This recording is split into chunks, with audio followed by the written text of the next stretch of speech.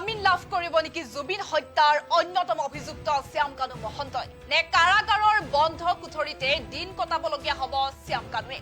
নমস্কাৰ মই সুম্পি ডেকা আপোনালোকে চাবলৈ আৰম্ভ কৰিছে পিপলছ টিভি মানুহৰ কথা মানুহৰ বেথা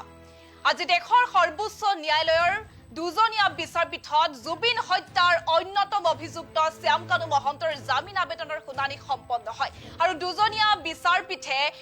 শ্যাম কানু মহন্তৰ বৰ্তমানৰ পাছপোৰ্টৰ স্থিতিক লৈ প্ৰশ্ন উত্থাপন কৰে যেহেতু জুলাই মাহৰ শেষৰ ফালে পুনৰ শ্যাম কানু মহন্তৰ জামিন আবেদনৰ শুনানি গ্ৰহণ কৰা হ'ব আৰু তাৰ বাবে জুলাই মাহৰ ভিতৰতে ৰাজ্য চৰকাৰে এক প্ৰতিবেদন দাখিল কৰিব লাগিব আৰু তাৰ বাবে দেশৰ সৰ্বোচ্চ ন্যায়ালয়ে ৰাজ্য চৰকাৰক নিৰ্দেশ প্ৰদান কৰা দেখিবলৈ পোৱা গৈছে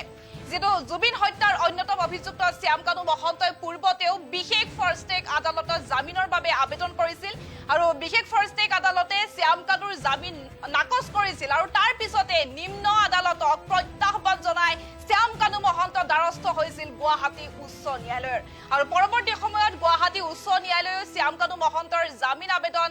খাৰিজ কৰে আৰু তাৰ পিছতে এবাৰ দেশৰ সৰ্বোচ্চ ন্যায়ালয়ৰ ওচৰত জামিনৰ বাবে দ্বাৰস্থ হৈছে জুবিন হত্যাৰ অন্যতম অভিযুক্ত শ্যাম কানু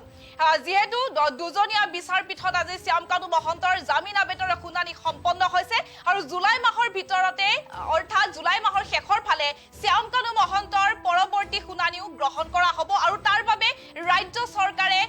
বিশেষ প্ৰতিবেদন দাখিল কৰিব লাগিব আৰু তাৰ বাবে দেশৰ সৰ্বোচ্চ ন্যায়ালয়ে ৰাজ্য চৰকাৰক বিশেষ নিৰ্দেশ প্ৰদান কৰিছে আৰু দুজনীয়া বিচাৰপীঠে শ্যাম কানু মহন্তৰ বৰ্তমানৰ যি পাছপোৰ্ট সেই পাছপোৰ্টৰ স্থিতিক লৈ প্ৰশ্ন উত্থাপন কৰা দেখিবলৈ পোৱা গ'ল আমি সেই সন্দৰ্ভত সবিশেষ লৈ আহিছো আমি জনাই গৈছো জুবিন হত্যাৰ অন্যতম অভিযুক্ত শ্যাম কানু মহন্তৰ জামিন আবেদনৰ শুনানি আজি দেশৰ সৰ্বোচ্চ ন্যায়ালয়ত সম্পন্ন হৈছে শুনানিত শ্যাম কানুৰ পাছপোৰ্টৰ স্থিতি সম্পৰ্কে প্ৰশ্ন কৰিছে দুজনীয়া বিচাৰপীঠে অসম চৰকাৰলৈ জাননী জাৰি কৰিছে উচ্চতম ন্যায়ালয়ে জুলাইৰ শেষত উচ্চতম ন্যায়ালয়ত পুনৰ গ্ৰহণ কৰা হ'ব শ্যাম কানু মহন্তৰ জামিন আবেদনৰ শুনানি আৰু ন্যায়াধীশ নাগৰত্ন আৰু জয়মালা বাগচিৰ বিচাৰপীঠত শুনানি গ্ৰহণ কৰা হৈছে শ্যাম কানুৰ হৈ যুক্তি প্ৰদৰ্শন জ্যেষ্ঠ অধিবক্তা সিদ্ধাৰ্থ ডাভে আৰু প্ৰাণ বৰাৰ গোচৰৰ অগ্ৰগতি সংশ্লিষ্ট বিষয়ৰ ওপৰতো জানিবলৈ বিচাৰিছে দেশৰ সৰ্বোচ্চ ন্যায়ালয়ে যেটো উচ্চতম ন্যায়ালয়ত সম্পন্ন হৈছে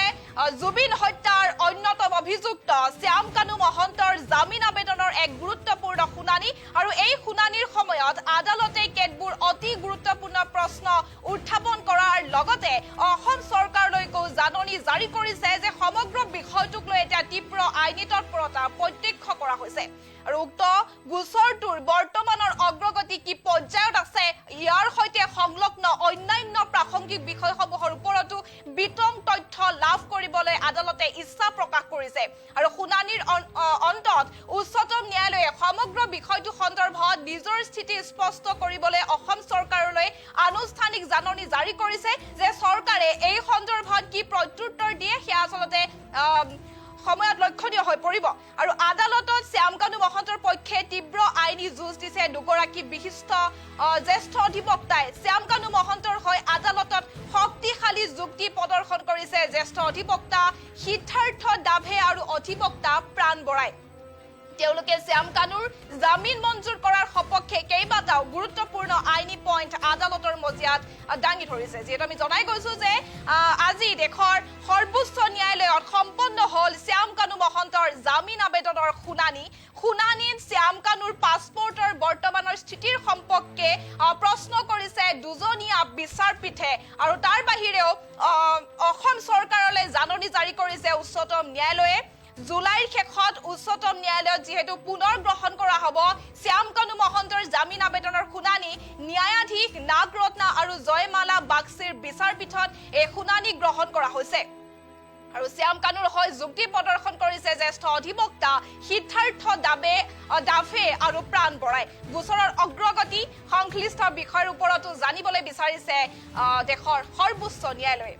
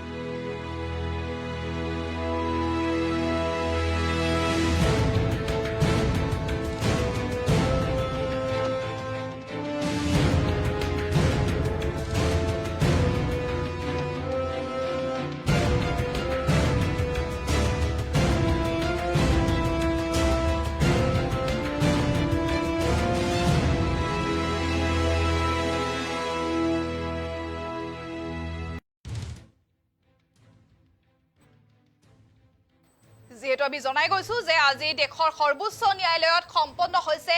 জুবিন হত্যাৰ অন্যতম অভিযুক্ত শ্যাম কানু মহন্তৰ জামিন আবেদনৰ শুনানি। যেহেতু শ্যাম কানু মহন্তই পূৰ্বতে বিশেষ ফাষ্ট ট্ৰেক আদালতত জামিনৰ বাবে আবেদন কৰিছিল আৰু বিশেষ ফাষ্ট ট্ৰেক আদালতে শ্যাম কানুৰ জামিন নাকচ কৰিছিল আৰু তাৰ পিছতে নিম্ন আদালতক প্ৰত্যাহ্বান জনাই শ্যাম কানু মহন্ত দ্বাৰস্থ হৈছিল গুৱাহাটী উচ্চ ন্যায়ালয়ৰ আৰু পৰৱৰ্তী সময়ত কেইবাবাৰো গুৱাহাটী উচ্চ ন্যায়ালয়ে নাকচ কৰিলে শ্যাম কানু মহন্তৰ জামিন আবেদন আৰু তাৰ পিছতে এইবাৰ দেশৰ সৰ্বোচ্চ ন্যায়ালয়ৰ ওচৰত জামিনৰ বাবে দ্বাৰস্থ হৈছে জুবিন হত্যাৰে অন্যতম অভিযুক্ত শ্যাম কানু মহন্তই আৰু আজি উচ্চতম ন্যায়ালয়ত সম্পন্ন হৈছে শ্যাম কানু মহন্তৰ জামিন আবেদনৰ শুনানি। শ্যাম কানুৰ পাছপোৰ্টৰ বৰ্তমানৰ স্থিতি সম্পৰ্কেও প্ৰশ্ন কৰিছে দুজনীয়া বিচাৰপীঠে আৰু অসম চৰকাৰলৈ জাননী জাৰি কৰিছে উচ্চতম ন্যায়ালয়ে আৰু জুলাইৰ শেষত উচ্চতম ন্যায়ালয়ত পুনৰ গ্ৰহণ কৰা হ'ব যিহেতু শ্যাম কানু মহন্তৰ জামিন আবেদনৰ শুনানি। শ্যাম কানুৰ হৈ যুক্তি প্ৰদৰ্শন কৰিছে জ্যেষ্ঠ অধিবক্তা সিদ্ধাৰ্থ ডাভে আৰু প্ৰাণ বৰাই। গোচৰৰ অগ্ৰগতি সংশ্লিষ্ট বিষয়ৰ ওপৰতো জানিবলৈ বিচাৰিছে দেশৰ সৰ্বোচ্চ ন্যায়ালয়ে। যেহেতু উচ্চতম ন্যায়ালয়ত সম্পন্ন হৈছে জুবিন হত্যাৰ অন্যতম অভিযুক্ত শ্যাম কানু মহন্তৰ জামিন আবেদনৰ এক গুৰুত্বপূৰ্ণ শুনানি। এই শুনানিৰ সময়ত আদালতে কেতবোৰ অতি গুৰুত্বপূৰ্ণ প্ৰশ্ন উত্থাপন কৰাৰ লগতে অসম চৰকাৰলৈকেও জাননী জাৰি কৰিছে আৰু সমগ্ৰ বিষয়টোক লৈ এতিয়া তীব্ৰ আইনী তৎপৰতা প্ৰত্যক্ষ কৰা হৈছে। যেহেতু উক্ত গোচৰটোৰ বৰ্তমানৰ অগ্ৰগতি কি পৰ্যায়ত আছে আৰু ইয়াৰ সৈতে সংলগ্ন অন্যান্য প্ৰাসংগিক বিষয়সমূহৰ ওপৰতো বিতং তথ্য লাভ কৰিবলৈ দেশৰ উচ্চতম ন্যায়ালয়ে ইচ্ছা প্ৰকাশ কৰিছে আৰু শুনানিৰ অন্তত উচ্চতম ন্যায়ালয়ে সমগ্ৰ বিষয়টো সন্দৰ্ভত নিজৰ স্থিতি স্পষ্ট কৰিবলৈ অসম চৰকাৰলৈ আনুষ্ঠানিক জাননী জাৰি কৰিছে আৰু চৰকাৰে এই সন্দৰ্ভত কি প্ৰত্যুত্তৰ দিয়ে সেয়া আচলতে সময়ত লক্ষণীয় হৈ পৰিব আৰু আদালতত শ্যাম কানু মহন্তৰ পক্ষে তীব্ৰ আইনী যুঁজ দিয়ে দুগৰাকী বিশিষ্ট জ্যেষ্ঠ অধিবক্তাই। শ্যাম কানু মহন্তৰ হৈ আদালতত শক্তিশালী যুক্তি প্ৰদৰ্শন কৰিছে জ্যেষ্ঠ অধিবক্তা সিদ্ধাৰ্থ ডাভে আৰু অধিবক্তা প্ৰাণ বৰাই। তেওঁলোকে শ্যাম কানুৰ জামিন মঞ্জুৰ কৰাৰ সপক্ষে কেইবাটাও গুৰুত্বপূৰ্ণ আইনী পইণ্ট আদালতৰ মজিয়াত দাঙি ধৰা পৰিলক্ষিত হৈছে। আমাৰ হাতত অধিবক্তাৰ মন্তব্য আছে, আমি আগবঢ়াইছো।